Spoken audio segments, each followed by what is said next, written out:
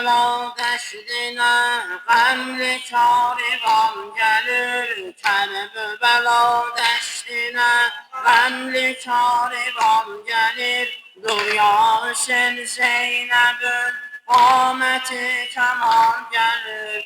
Kızların nağeler üstədir kebabidir. Dağdaşı ağladan bile var abidir.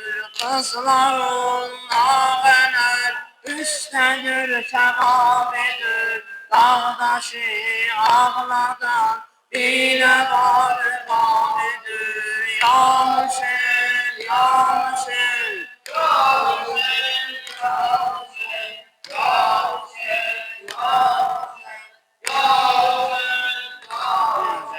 ya Hüseyin, ya Hüseyin, ya Hüseyin, ya Hüseyin, ya Hüseyin, ya Hüseyin, ya Hüseyin, ya Hüseyin. Ağlar sənə Zeynəbin eyni gâri məhriqan. Qəbrində xoş nəqşidir, qəbri və gözün fəda. Axır Hüseyin ölmədin, qismət oldu Kərbəla. Ömrümdə qəbri olar, saxlaram sənə əzab. Qəbrimin törbəti abir oldu Zeynəbə. Kərbəlada ölən arzudu Zeynəbə. Ya Hüseyin, ya Hüseyin, ya Hüseyin, ya Hüseyin, ya Hüseyin, ya Hüseyin, ya Hüseyin, ya Hüseyin. Gerçi verirsən şərəf, ey şəhihənəm mənəm. Bu dəşti qəmbaridən çox çatıbdı qəm mənə. Burada əbəl fəzlidən çatdı bir ələm mənə. Baxdı mənim haliməm, ağladı anam mənə.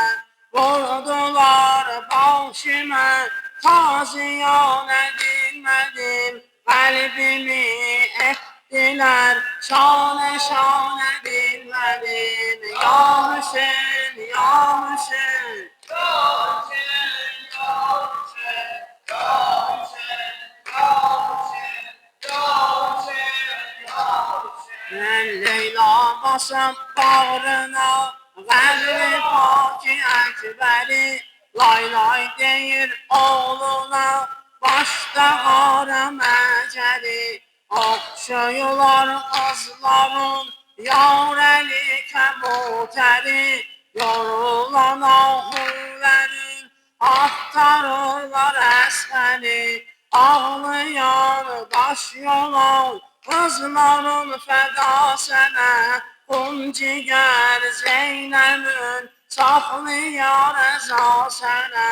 Ya Hüseyin, ya Hüseyin, ya Hüseyin, ya Hüseyin, ya Hüseyin, ya Hüseyin, ya Hüseyin, ya Hüseyin. Kərbəla dəstinə qəmli karivan gəlir. Dur ya Hüseyin Zeynəbin qaməti kəman gəlir. Qızların nağələr üstədir kəmabidir. Dağdaşı ağladan bilə var qabidir. Ya Hüseyin,